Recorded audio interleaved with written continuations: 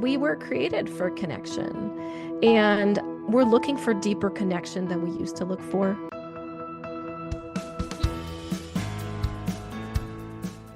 Hi, I'm Karl Vaters, and welcome to the Church Lobby, Conversations on Faith and Ministry. My guest in this episode is Laurie Graham, and we'll be talking about some of the big ways that volunteerism has changed recently and how we as church leaders can respond to these trends. Laurie runs smallchurchministry.com, an online ministry that provides resources and support for volunteers and ministry leaders in smaller churches. This is Laurie's second time on the podcast. The last time she was known as Laurie Acker. And in this conversation, we'll talk about how church volunteerism has been affected by people's changing schedules, by their desire for deeper meaning, and by their need to restore trust and more. And don't forget to stick around when the interview is done. I'll come back with a quick story about how the church I served changed one of our programs a few years ago so that it fits better into people's schedules, that it matches the way they live and learn now, and how our change has increased engagement substantially.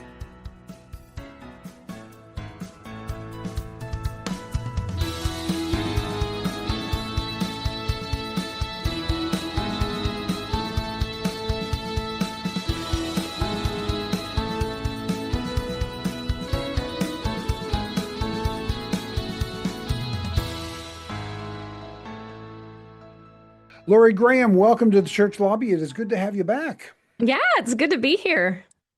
You have a great ministry for small churches, and you put out so much content. You and I are in very similar spaces. So I don't know, there's probably somebody out there that would want to make us competitors, but we're not. No, similar spaces, Yeah. but totally different audience for sure. Yeah. And even if we were, there's a whole lot of small churches out there. There's plenty of audience for everybody, Yeah. and plenty of need out there. And you meet a particular need of helping with volunteers. So I'm speaking Yeah. primarily to pastors and church leaders. You speak primarily to volunteers. And so Yep. out of that, you wrote an article for my blog at karlvaters.com called Six Big Shifts in How People Volunteer and How to Respond. And that's what I want to talk about today. I want to basically take that article and just pick your brain about the pieces that are in that, because you come from that space. You speak so well to church volunteers, specifically small church volunteers. Yeah. But that landscape has changed. People don't volunteer now the way they used to volunteer, right? Let's start with that as a Oh, basic. it is totally different. And I think one of the biggest issues that we have, big church, small church, every size church, is we're still trying to recruit volunteers, get people to sign up, even run our programs the way it's always been done. And that is not the culture we're in now. People are different, throughout history, through generations, you can see shifts in people and humans and their understanding. And we're in a different time than we were 40 years ago. Yeah. So the first thing you point out in your article, and helpfully so, is talking to the typical church leader who may be wondering, what's wrong with me? What's wrong with my church? Why aren't Yeah. my volunteers stepping up the way they used to? The first thing you tell them is it's not just you. This is a societal shift that every church and every volunteer organization is facing at the same time. Yeah. And I think when we say what's wrong with them or what's wrong with me, we've already started off at a disadvantage. Because what that does in our Yeah. brains, the way God created us to be, is it literally starts coming up with all the things that are wrong. And Yeah. I love to say there is nothing wrong. Let's just embrace what we have. Let's be curious about what's going on. Like the blame game doesn't help anything. The blame game does not move us forward. Understanding can come in better ways than sticking the blame Mhm. on somebody. Yeah. And one of the things that I've seen happen a lot, especially from my generation, I'm a late boomer, and now some of the Gen X folks are stepping up and they're acting like old coots too, I've noticed. I've seen it too. Yes. Yeah, a lot of us do who are older and who've been around and who remember the way people used to volunteer is we look at it and go, what's wrong with today's generation? Why Hmm. aren't they Hmm. volunteering? Why don't they want to help out? And what I've discovered, and I know you agree with as well, is that new generations are not less enthusiastic about volunteering. They They're just not. volunteer in a completely different way, right?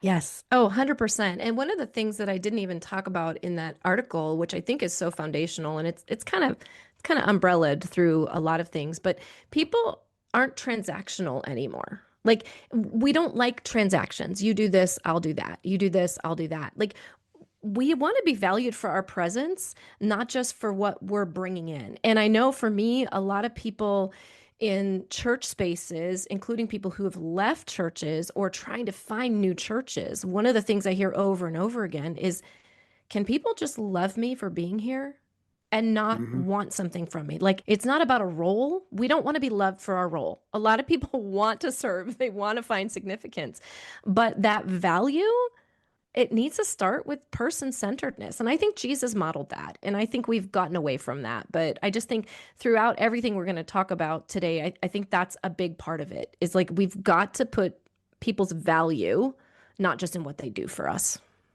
Yeah, absolutely. This is an important starting place because we're going to get to the points in a moment and we'll get practical about it. But I think it's important to lay this solid foundation that there is a sense in which, like, as we said, there's a shift in the way people volunteer. But it used to be, as you said, more transactional. It was more, when I was younger, almost all of our lives were connected to institutions. So Yes. you didn't just go bowling, you joined a bowling club. You Hmm. didn't just decide you were going to crochet. You joined a crocheting club. Yeah. I was driving somewhere in my neighborhood the other day and I saw a truck and there was an Elks Club ad on the side. And I went, whoa, they're still around. Wow, that was my first thought. They're still around. Yeah, right. There's still an Elks Club in the town Yeah. next to me. But back Yeah. then, everything was about the club. Everything was Yeah. about what was Hmm. institutional, and everything had a Yeah. transactional aspect to it. So Hmm. the shift of the way people volunteer is not from a more biblical way to a less biblical way, but it's from a more institutional way to a more personalized way. Hmm. Yeah. Yeah. And I believe that's biblical. Like a Yeah, lot of times yeah, we hang on to our tradition, like this is biblical. This is, and when we really look at church history, the way our modern churches run, they're not based on what Jesus right. did or even modeled, the institutional part, the hierarchical part, the Yeah. program centered part. So Yeah, yeah. It's really easy to assume because something changed that the change must be bad. But I'm seeing a whole lot of real positive things and a lot more biblical approaches in some yeah. ways Yeah. to the way people are volunteering. So let's start with that. Agreed. We are not talking about fixing problems here. We Yeah. are talking about adapting to new realities. Yeah, and embracing the goodness. Like it's not even just like sometimes we say adapting to new reality like it's a negative thing. Not that you were saying that, but I know sometimes Right. people feel like that. Like this is a cool opportunity. Like Yeah. it's an opportunity to do ministry, to love people in a different way than we've had that opportunity before. Yeah, absolutely. Let's take Yeah. a look at the six of them, and we're going to Yep. concentrate especially on a couple of them. But let's start, and we'll just go through the list in the order that you wrote them. Point number one that you made was this: volunteers are tired, even if Hmm. they're not overcommitted. So you're starting right off with something that everybody can relate to. Yeah. We're tired. Yeah. Pastors are tired too, right? Like, Yeah, let's just reduce this to human condition. Everybody's tired. Like, even if they don't look overcommitted, sometimes we look at people's schedule and go, well, how could they be tired? They're not involved. Like, I can't even tell you how many times people say that. I am busier than them. They should be stepping up. The amount of stuff in our schedule does not equate to exhaustion, burnout, tired. There are a lot of things in today's society that contribute to emotional fatigue, yeah, fatigue, and even just the general overwhelm that we have about how our lives are supposed to go. A lot of people are not on autopilot in the same way, right? They're thinking deeply about a lot of things. hmm, Like, I'm not in my career forever. I can decide, okay, is this working for me? Should I find a new career? Should I go back to school? Even the types of things that weigh on us, people are just tired in general, right? And this yeah, is where I speak a lot against being program centered. Like, let's be people centered. We actually yeah, don't need as many programs as we think. We don't have to keep running churches yeah, how we used to run them. It's not yeah. even meeting needs, and we're still like fighting this thing that isn't working, right? But yeah, I think people in general today, can we just assume they're tired? People are tired. Yeah, so when you connect that to the conversation we already had previously about previous generations being so institutional, when I was younger, one of the signs of a church's vitality was how many programs they offered. That Yeah. was not a great way of doing it, but that was how we almost all did it. Yeah. And people were looking for a place that's busy. That meant something's happening. Nobody's looking for busy anymore. No, they're not. People Yeah, appreciate streamlined. It's the whole trend, even in curating information for people, right? Like there's so much information out there. Curate this for me. Tell me where to start and where to go. Don't give me all these options. Don't give me so much stuff. It's like Yeah. going into the cereal aisle, right? Like in the grocery store. Yeah. Oh my gosh, just tell me which one is good for my body right now, right? hmm Yeah, in fact, the studies have shown one of the reasons Costco and Sam's Club are so popular is because it's not just about the size of the items that everything is so supersized, but the Yeah. limits of the item. You can go to a Costco or a Sam's Club and you're not going to be overwhelmed with decision fatigue because you're going to Hmm. walk up and you're going to see two types of spaghetti sauces, not 25 types of spaghetti sauces. Now, you're going to have to buy an Exactly. entire crate of that spaghetti sauce, Yeah. but at least your choices aren't going to overwhelm you. So what Yeah. you're talking about with exhaustion was when people used to say, I'm tired, what that meant was I spent the entire day out harvesting or I spent the entire day at the office and there was a physical exhaustion at the end of a long day of work. Exactly. Today, you can be actually doing fewer physical things, but the Yes. constant bombardment of information, the Hmm. constant number of decisions we need to make. In fact, right now, the next book I'm working on, it'll be book number 6 coming out hopefully later this year, 2026, is about decision making. How do we get through this maze of constant decisions that we have to Hmm. be making? They call them now micro decisions, and it's 10 to 20 times more decisions we have to make in a typical day than a person had to Yes. make 40 years ago. So it's a Yeah. different type of exhaustion. So Yeah. people aren't looking for stuff to do, they're looking for something simple. So for those of us who Yeah. are church leaders and we're going to volunteers who are tired, Hmm. we need to be approaching them not as I want you to do one more thing, but we are only doing these few things that are of extreme value. So they're looking for value and not for busy. Well, and you just said, not that I want you to do one more thing. What if we just flip that and said, I just want you to do one thing, right? Not Mm, one more thing, but one thing. there you go. Going into a typical small church today, I've been to a couple in the past month, right? Announcements. Like this is like just to get really practical, what's going up on announcements? We have this going on, we have this going on, we have this going on, this going on, pick and choose, pick and choose. hmm It's overwhelming. Like even just an announcement time. And I think we do, like you said, we need to stream back a bit and really look at where we're beyond our capacity even as a church. So, Yeah, yeah. So let's yep. simplify the church. Let's give them people things that are of obvious value rather Hmm. than bombarding them with stuff. So that's number Yeah. one. They're tired, even if they're not overcommitted. Number two is this: volunteers want flexibility, not forever. And you talk about the importance of thinking in seasons. This is something that I have Yeah. spent a lot of time talking with pastors about. That the way I put it is the expiration date is your friend. Hmm. When you Hmm. ask somebody to volunteer for something, tell them when it's until, rather than you're just going to be Yeah. stuck teaching Sunday school until you die or Jesus comes, right? Hmm. Yeah. Well, and I think volunteers, like this point number two about volunteers wanting flexibility, not forever, I think that's playing out. And I think volunteers are demanding that now. That's why so many Sunday schools are short teachers because they have seen this play out before and they're like, no way. I'm not Yep. stepping into that. And I think that is one of the reasons we're seeing that because people, we're learning a lot more about boundaries and maybe in some really unhealthy ways because I think most teaching out there on boundaries just in general is not really a healthy way to do it. But people are learning that. So they have seen things turn into forever positions. They're not doing it anymore. It is Yeah. so different to break. I give this example. We teach this a lot in our network and in our community. When we break things down into smaller pieces, you will be surprised who comes out of the woodwork to serve. They're excited to serve for their summer Yep. because the summer is when they're not traveling with their job, or they're excited to serve in the spring because their kids' soccer season is over. But when you ask them this big long term thing, they're like, "That's does not fit with me. I can't even think that far ahead, right?" And so I think that flexibility, not just in like seasons as far as like winter, spring, summer, fall, although I think that's really valid, but also in what time can I serve? How are we communicating? There's so many different ways we can offer people flexibility that works better with not even their schedules, but also their personalities, right? Yeah. Yeah. And one of the challenges in this is most of our church structures were built for a previous generation's schedule and not Mm-hmm. for this generation's Yes. schedule. So for a lot of pastors, maybe looking around and going, but I can't have someone teach in Sunday school for a season. It just keeps going and going and going. Well, maybe we need to look at our Wednesday night Bible study. Maybe we need to look at, the way we do some things. And this is going to be a significant structural shift for a lot of churches to become more adept at seasons that people can step into. Yeah. So it's going to take some work. So here's what I want to do, because I want to take a few minutes in some bonus material to talk about these kinds of shifts and how to offer a flexible schedule for people when our church schedules are structured for something else. I want to do it in Yeah. the bonus material with you. Great. So if you are listening, here's how you can get the bonus material that Laurie and I will be doing, as well as all the bonus material we've created from most of the other podcasts.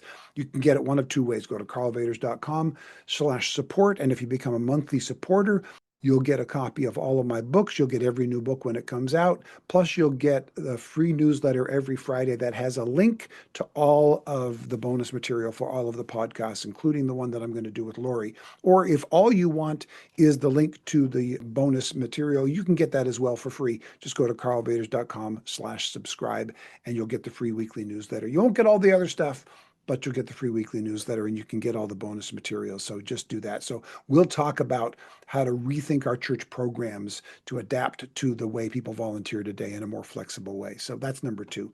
Number three then is this: volunteers expect to be developed, not just deployed. I smell discipleship in this one. And as I look at that, and I remember when I wrote that, I don't even know if expect is the right word. I think they desire to be developed. Mhm. I don't honestly know if they expect to be developed, at least not by the That's church. a I good think we're point. used to not being developed by the church. We're used to being, I'll just say it, we're used to being used by the church to get Hmm. things done and fill in roles. But I think the deep desire for people today is we want to be developed. We're learning more about becoming who we can be, even in a Christ-centered way. I'm not even talking secular, like, let's envision all these things, but who God created us to be. We want to be more of that. And we see more potential for that. And to get stuck into a role where we're not learning or growing, like that's one of the fastest ways to drive people off your volunteer teams. When people just feel Yeah. like they're cogs in a wheel, somebody else could do this. I'm not learning, I'm not growing. We are missing out when that's how Right. our teams function. Yeah, which, as we talked about already, is a much more biblical approach. Take a look at how Jesus, how the Apostle Paul worked with those who followed them. Hmm. They didn't just give them an assignment and then send them off.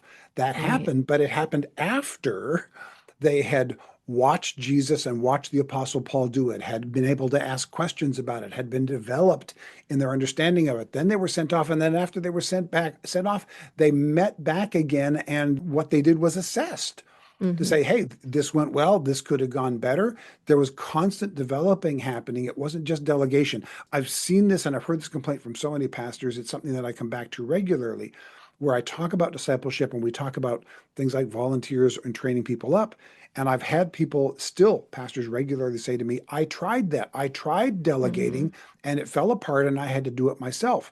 And my point and your point is, we can't jump from doing it ourselves to delegating it to someone else without doing that absolutely all important middle piece, which is discipleship, development, training, Hmm. mentoring. You can't Hmm. delegate to someone yet you have not discipled. You got to train them first. Yeah. And you mentioned in maybe one of the last points that our churches are built on like they're built for what used to exist in our Yep. schedule, I also believe they're built on a not healthy hierarchical structure. Hmm. Because as we were talking about this, I'm like, I know what pastors say. I don't have time. Developing is long. It Mm. takes longer. It takes a lot longer for things really to come to fruition, which honestly is how Jesus lived, right? He didn't Yeah. expect to just call somebody up and have them serving at this event next week or, leading the small groups tomorrow. It's longer and it takes a lot more work. And what I teach from is, yeah, pastors, you don't have to do all the developing. Can we just all develop together?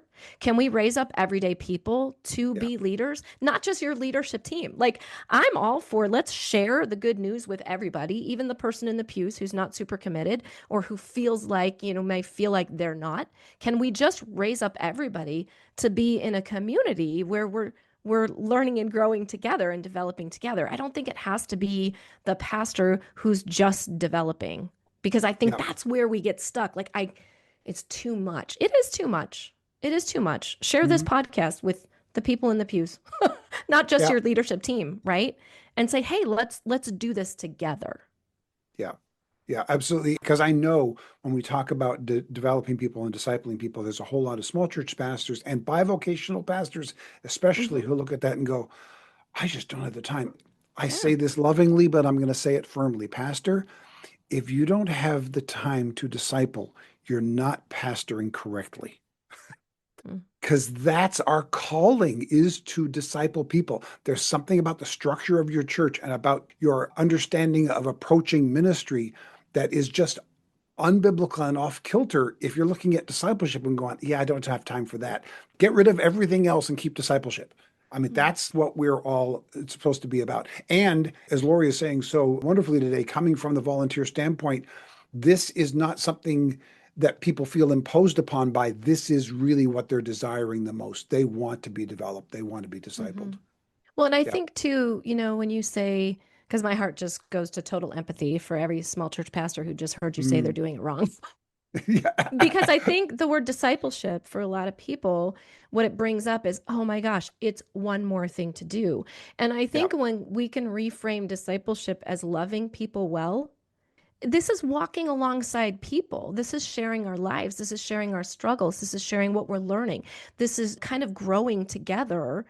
I think the word discipleship even brings I don't know, just another cereal box on the wall. Like, oh my gosh, it's one more thing to do. Mhm. Versus real discipleship is like doing life together. Like, let's Yeah. love people well, let's share well, let's learn together, let's journey, through Yeah. this together without feeling like, oh my gosh, that's one more thing I'm not doing well, right? Yeah, and I hear you, and I sympathize with everybody who felt burdened by what I said as well, but I stick to it because discipleship is not one more thing to do. Discipleship should be what's infused in everything we do. Yes, And so yes. if we're doing it in a way where discipleship feels like an add-on, then Yeah. we need to rethink so that discipleship isn't the add-on, but so that discipleship is the reason for it. If you've got a program that is not discipling people, you need to seriously ask yourself, then why are we doing that program? Hmm. Because it's all supposed to be a part of discipleship and development. And when that shift happens and when that change occurs, there's actually a lightening of the burden for everybody and not an additional burden to it. Exactly. I know that the anticipation of making that shift is terrifying. I know because I went through it. Hmm. But I can tell you from someone who's on the other side of that, it is worth the transition to make. So, Yeah, yeah. And I think the fear isn't based on what needs to happen. I think it's just based on what we've seen taught before, right? yeah, I So, yeah, agree. totally Yeah, agree with yeah, you. yeah, yeah. All right. Then number four, volunteers need more trust because they've seen too much. I want to spend some time on this because this is huge today. Hmm. If I had to pick just one thing that people outside the church think of and feel when they look at the church, what would it be? What's been the biggest shift in the way people perceive the church today than they did a generation ago? This would be the one. We've lost their trust. I don't think it's just people outside the church. I think it's people in the church too. Yeah, yeah, I think so too. Yeah. There's so much skepticism and hesitation and fear and quietness. And I think the church as an institution, not as a people, right? But as an institution, we've Mhm. lost a lot of trust and it's deserved. Yeah. So where has the loss of trust come from?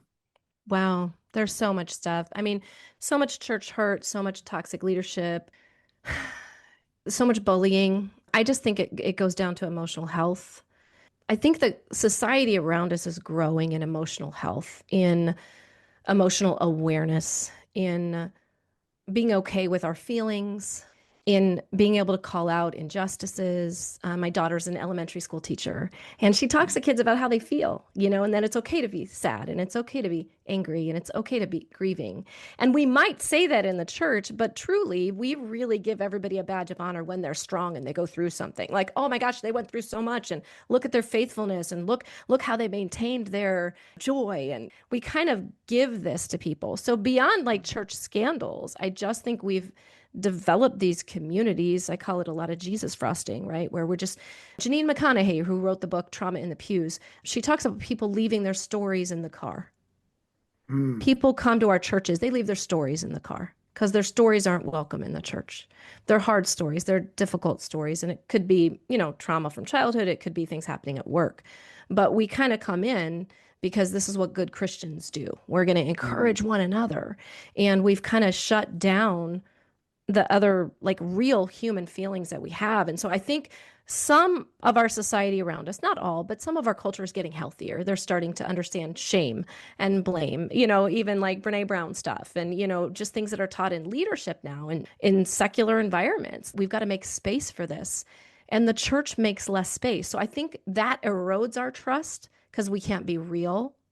But then in Mhm. addition to that, we've all seen we're protecting bullies and like major injustices, right? Yeah. Major abuses that have happened. And so I think it's a little both and. It's the Yeah. little stuff, that erosion of we can't really be real. And then there's that, wow, really bad things have happened and nobody is stepping up. And we've thrown everybody off the pedestal, Yeah. except in churches where they haven't. And most of those churches, I would say, are really unhealthy. Yeah. Yeah. No, I agree. There really are two pieces here. The one is, of course, the scandals, the abuse, these horrific situations which need to be exposed, will continue to be exposed, even though every time they're exposed, there's a damage and a fallout that is horrific. That needs to happen. It's part of the cleanup that needs to happen. The light needs to shine on these dark places. They need to be exposed. Hmm. So if you're sitting there and going, but we don't have that, good. I'm grateful. I'm glad for that. Yeah, yeah. But you got the second part, which is I think there's an unintentional eroding of trust, even by people of good character and good intent. And some of this is the generational shift that we've been talking about. A generation ago, when I was raised, for instance, even just the simple mannerisms that pastors were taught, sometimes directly and sometimes just picked it up by osmosis from watching Hmm. other pastors, come across today as bullying and as manipulative, even when back in the day they were the character traits of being authoritative and Right, being right. trustworthy. So things Hmm. like raising your voice when you preach, pointing at people when you preach, the kinds of language and the kind of mannerisms we use, radio voice Hmm. was literally taught back in the day. Why? Because we didn't have microphones that would carry the voice. So you had to, right? So back then, people looked for that in their ministers because it felt authoritative and it felt strong and it felt reliable. And Hmm. today, those exact same mannerisms that you may have been taught either directly or you picked up from the pastors you admired are now hurting you in ways that you may Hmm. not realize because Yep, they're no longer 100%. seen as authoritative, they're seen as manipulative. Yeah, or power like positioning. Yeah. Yeah. So we need to be careful. Obviously, first of all, we should be not hurting people. So let's stop committing the things that are creating the scandals. But secondarily, in a much more benign way, let's also be careful about unintended ways that we are sending messages that we don't intend to send. Yeah. And with that comes a lot of learning. Like we need to be open to learning and understanding, because as you mentioned, like intention doesn't always equal impact. And we Yeah. can't just say, oh, that's not my intention, and keep doing Right. the things that are Right. impacting people in hard ways. We've got to be curious enough to say, okay, what's going on and what do I need to learn? And, the words trauma informed, trauma responsive, trauma sensitive, these are important phrases. Mhm. And for churches that are like resistant to that, I think you need to press into that because it does affect your volunteer development, retention, recruiting, however you want to say that. Yeah. It's affecting it incredibly today. Yeah, especially as we're talking about, recruiting volunteers, bringing them in, giving them a place where they feel their gifts are going to be valued and so on. When our language and our, I'm trying to figure out the right word for it, our stature, just the way we present ourselves. Right now, for a moment, I'm talking just to preachers. So the way we Okay. present ourselves from the pulpit, when it has a bodily stance of invitation, then it reinforces the idea that this is a place of invitation. This is a place where you are being drawn in. This is a place where you will be developed and not lectured. But if our stance physically is one of distancing ourselves with a big old pulpit, with yelling, with talking literally physically down to them from a high platform, with pointing gestures, all those kinds of things, we are distancing ourselves from people and we are telling them, I am the authority here. If you're going to step up, you're going to do it my way. And We're losing volunteers without intending to, even by the physical stature that we hold from the pulpit sometime and by the way that we're speaking. We can speak exactly the same message with exactly the same strength, but do a shift of mannerisms that is more welcome and more opening. This is something that I had to learn. I had to learn Hmm. early on in ministry because I was taught, I'm right on the border. I was taught by that old school generation and just came into active ministry as this new way, this more invitational way, this softer way of presenting was coming up. I could have pushed back against it and called it names, or I could have done what I did, which was, okay, this is maybe a better way for people to hear what I'm intending to say and to draw them in rather than pushing them away. So that's my Hmm. little rant. Yeah, love it. Yeah. All right. Let's go to number 5 then. Hmm. Volunteers are motivated by relationships, not just roles. We've kind of been, dancing around this idea quite a bit already. Let's talk about that because we now have, you say it in the piece, we are in a loneliness epidemic. We are Hmm. trying to connect to people through screens, and that is not how we were created to connect to people. And so when people physically leave their screen to come physically to a church building, I think we have an even higher obligation than we did before to help them to connect to relationships and not just Hmm. give them a role to fill. Yep. As I'm looking at that statement now of volunteers, because we're talking about the shift, right? Like Right. what's different today. I think we've always been motivated by relationships. Like when you started talking, I was like, gosh, when you're a little kid, how do you decide which party you're going to go Oh, to? yeah. Well, who's going to be there? Who's going to be Hmm. there? But in past generations, the role became more important because there was a maybe an appreciation that the church is the place, a place to be involved, a place to be respected, right? So I think the role got a little more Yeah. important, Yeah. right? And now I think we're Yep. just going back to ground level of humanity. We were created for connection. And we're looking for deeper connection than we used to look for. And again, as we're learning more about human beings and connection and our psychology and our Yeah. physiology and even the fact that touch affects our health, right? Like physical touch affects our health, and acquaintance relationships actually make a difference in our lives. Like we didn't used to know that. That's just been something that's been studied a lot, lately, probably post COVID, but I've seen more and more on that. Like even knowing the person's name at the grocery store, the bank, or going inside instead of going through the automation. Even those, I think we're just learning so much more about relationships that we're going, oh, it could be different. We could Hmm. have relationships. And so I think people are really looking for that in a different way, more than just I'm part of that ministry team, right? More than just I'm on Yeah. that committee. Yeah. Yeah. I think a generation or so ago, relationships happened a little more organically within the physical neighborhood in which we lived. Yeah. But now a lot of it has been replaced by technology. So back a couple generations ago, if you liked music, you had to learn how to play an instrument because you couldn't just hit the Spotify app. Okay. Correct. Right. And even there were multiple steps before that. You had to physically go to a record store. Every one of these steps of technology has taken us further and further away from, okay, if I want to have a conversation, I used to have to physically go to somebody's house or have them physically come to my house in order to have the conversation. And then that got replaced by the telephone, and then that got replaced by online. So each of these technologies has increased our ability to communicate, but has severed us from in-person relationship, and we're emotionally poorer for it. So now we have to be more Hmm. intentional about developing the relationships because it's not going to happen automatically or organically like it used to. Yeah, and we need to learn skills. Like we need to Yeah, learn skills. Most people in most churches, pastors included, volunteers included, we don't have great relational skills.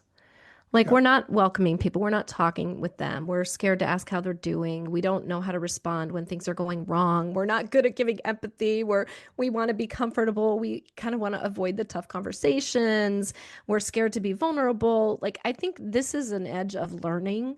It's not just, hey, let's build ministry teams instead of having committees. Like it's not that easy. It's we all need to learn some better skills in developing real safe relationships where we're talking and going deep, because yeah. as you said, like people are craving this in a very different way, and it doesn't just happen by posting a greeter at your door. That's not going to do it anymore. No, no, no. We can't assume relationships anymore. We have to be Yeah. intentional about them. Yeah. Yep. All right. Yep. And then the final of the 6 is this: volunteers are thinking missionally, not institutionally. You say younger generations, especially, are asking bigger questions.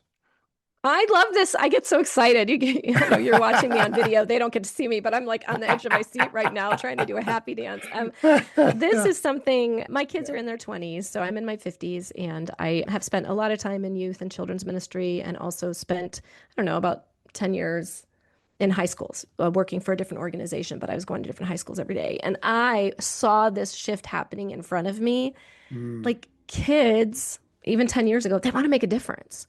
They realize they could do a blanket drive and help the homeless. yep. They realize they can save animals now. We've got all these campaigns out there, and we're valuing so many different things. We can save the whales in the ocean. I think part of it is that the fact that we are so connected with so many needs now because of the internet, because of our technology, right? We see so many needs. People want to make a difference, and they always have been. So when Mhm. churches say to me, I don't know why nobody's signing up to teach Sunday school because they think Sunday school isn't making a difference. I Mhm. mean, I hate to say it, but Yeah, why no, aren't I know. people signing up Yep. to help at this vacation Bible school or at the outreach event we have? Well, because they don't really think it's making a difference. Well, wait, we're going to go down and feed the homeless. Yeah, you're going to feed the homeless one time. Hmm. Right. And so I think people really are thinking very missionally. Volunteerism in a lot of places is up. Giving is up in a lot of places. People are giving to things that they believe are going to make a difference. Like I want to leave a legacy. Like how many people even think about leaving a legacy today versus I need to work my job, keep my head down, do what I'm supposed to do. It's very different. People are thinking in broader ways, but I really do believe people want to make a difference. And I'm not saying, by the way, Sunday school isn't making a difference or Vacation Bible School or that outreach event, but we don't promote it that way.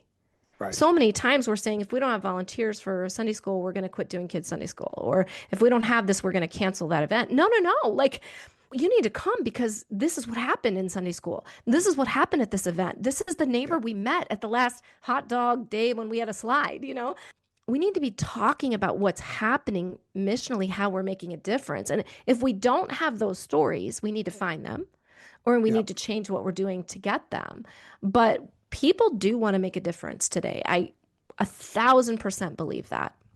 Yeah. One phrase that I have constantly used with my congregation is this: we don't want to be the bowl where the blessings end up. We want to be the pipeline through which the best blessings flow. Oh, yeah. Hmm. Right. But too many churches are structured to be the bowl where the blessings end up. Hmm. Right. And if that's all people see, and that may not be the case, you may be a real pipeline and you may be blessing, but if they don't know that, if they perceive you as the end point for their time, for their resources, for their finances, for their giving, if they see you as the end point, you will severely limit the input. So Hmm. not only do we need to build the pipeline, we need to show them that they need to see the missional results of what they're doing. They need to be able to have some, and you mentioned it already, they need to hear stories of that. This is, I think, Hmm. is one of the shifts that's happening. And maybe I'm more sensitive to it because of our ministry to small churches, but I believe this is one of the shifts that's happening where there's less emphasis now on attendance numbers and more emphasis on impact. And I think Hmm. that's a healthy shift in the way we're looking at the effectiveness of churches. Hmm. Oh, yeah. I'm even embarrassed as you say that that's even a shift. Like, how did we even get I so far know. off? Yeah. Like that should never have been a shift. It was not modeled by Jesus.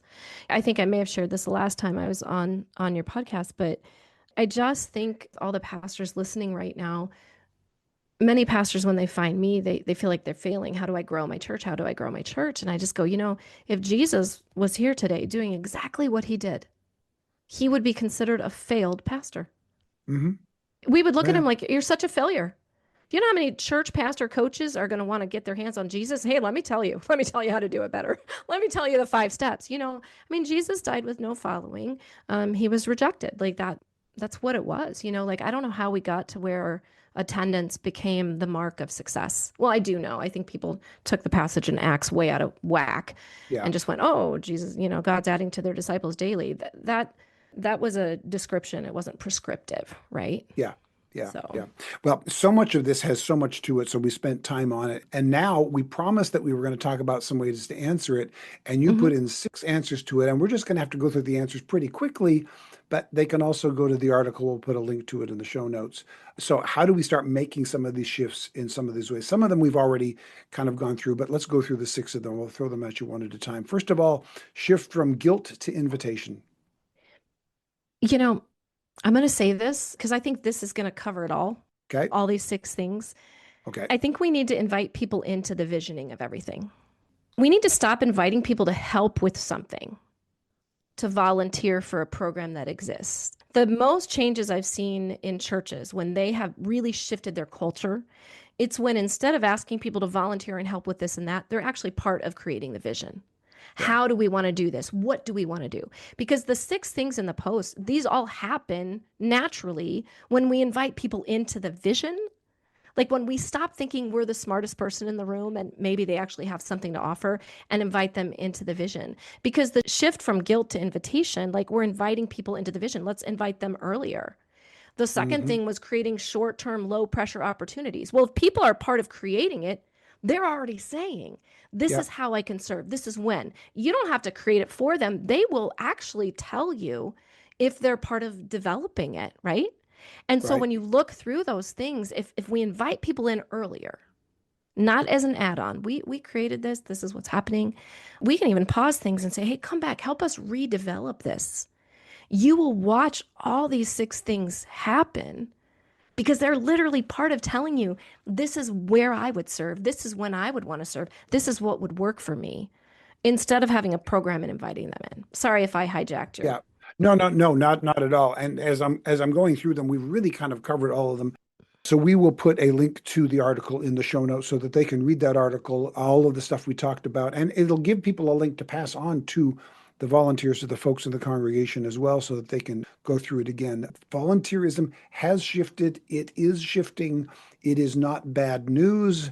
There are really good things into it, and we simply need to understand what that is so we can adapt to it, is the summary of everything we just talked about Yeah. with Yeah. Laurie here, but we can't just summarize it and let you go, of course. Before we get to the bonus material, when we'll specifically talk a little bit more about how to rethink church programs to allow for volunteer flexibility, let's throw the lightning round questions at you. All right. Okay. Lightning round question number one. What are the biggest changes you've seen in your field of ministry in the last few years, and how have you adapted to them? Since I'm speaking to small churches all the time and that's what I do, I will just say I think the biggest change is people are coming in very different. It's pretty much the whole podcast we just talked about today. People are smarter. They're looking for more depth, they're looking for more connection, and they're just not wanting transactional. You come in, you do this, I do this for you, you do this for me.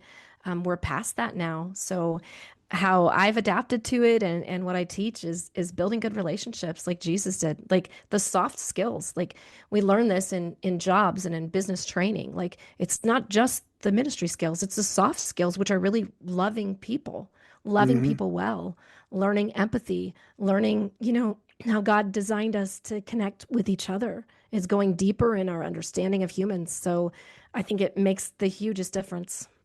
Yeah, fully agree. I just wish somebody would come up with a term other than soft skills, because soft sounds lesser. It's not, but it sounds that to some people. But I agree that that's so important for us. See, and I like soft better. I like Okay, go soft ahead. better. Is that a male-female thing we got going here, maybe? I don't know. Or is it a cultural thing? Or is it a generational thing? Or is it just the two of Um, us have different approaches? I don't know, but I think part of it is we're learning now that harsh and louder isn't always the best. Like the Yeah, softer voice is often the wiser voice, right? And so yeah, when they say soft skills, I think, I don't know, I kind of like soft. I yeah. like small too. I like small better than big. Yeah. So, I don't know. Yeah, I just did a whole 5 minute rant in the podcast about going softer from the pulpit. So what am I complaining about? Okay. Yeah, I don't know. Yeah, all right. Number two, what free or cheap resource like an app or a website has helped you lately that you'd recommend for small church ministry? Well, you and I both know we've got most of it, you and me. So I would say go to karlvaters.com and smallchurchministry.com. I mean, there just isn't a lot out there that is Yeah. is built for smaller churches. So yeah, sorry, that's what I No, got. No, that's perfectly fine. We've got friends we partner with who are doing similar things as well, but there's a whole lot at both of our websites. So that's a perfectly good one to recommend. I highly recommend yours as well.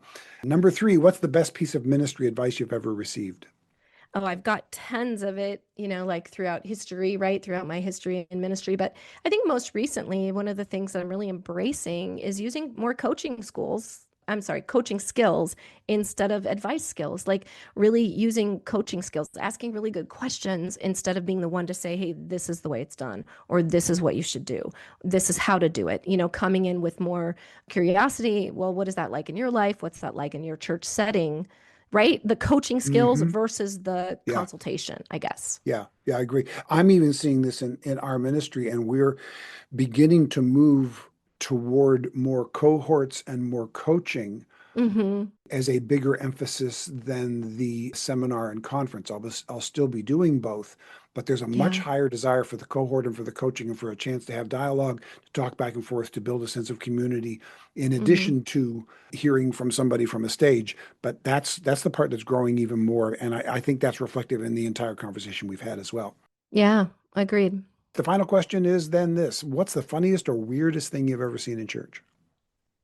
Wow, funniest or weird? Honestly, I really love I don't know if this is funniest, but I think it's fun.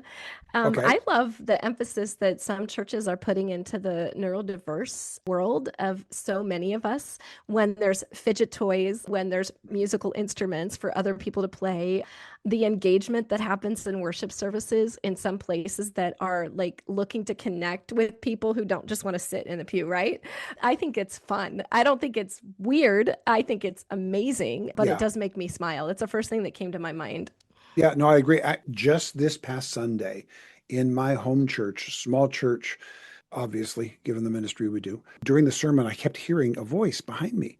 Uh-huh. And finally, to the point where like they weren't quitting or they just, and I turned back and I saw a young man, probably late teens, early 20s, leaning forward in his seat, his face in his hands that were cupped in front of his face. Uh-huh. And as I listened, he was basically paraphrasing what the preacher was saying as they were saying it. Mm, And I recognized this is someone who's neurodivergent, and the way they understand something is to repeat it to themselves. So mm, he knew that he was speaking it silently. He had his hands cupped around his face so it would bother as few people as possible.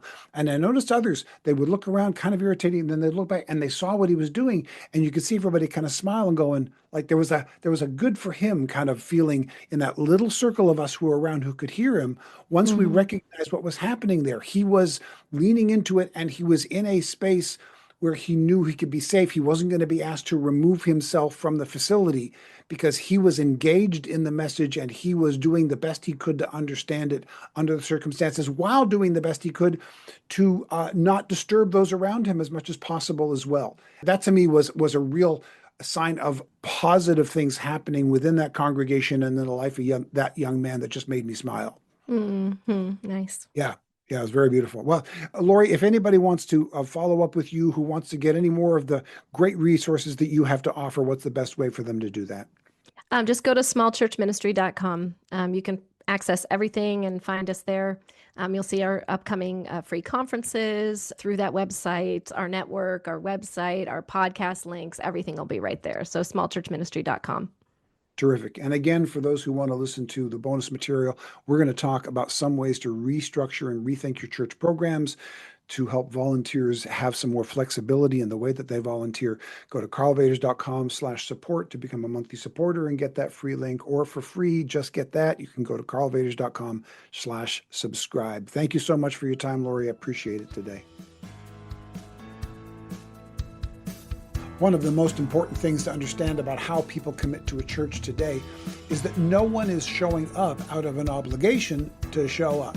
I've mentioned this principle before, but it needs to be repeated often. It used to be a sign of godliness in church members that they showed up every time the church doors were open. But no one's doing that anymore. So a few years ago, we stopped doing Wednesday night Bible study and we replaced it with something more seasonally purposeful. Now, instead of it's Wednesday, I need to go to church, we have an intense Bible study a few times a year. Each one lasts 4 to 6 weeks typically, then it's over. This shift has increased interest and attendance and has gotten people excited about deep Bible study again. If they know they need to lock down 4 to 6 weeks of Wednesdays, they're happy to do so. They'll even buy and use the study guides we prepare. In addition, we have an app-based daily Bible reading program that everyone does together to read through the Bible every year. This works on a daily basis because it fits people's schedules instead of the church asking them to fit our schedule. This episode was produced by Veronica Beaver. It was edited by Phil Vaters. Original theme music was written and performed by Jack Wilkins of jackwilkinsmusic.com. The graphic design is by Solomon Joy. And me, I'm Karl Vaters, and I hope to talk with you again in the church lobby.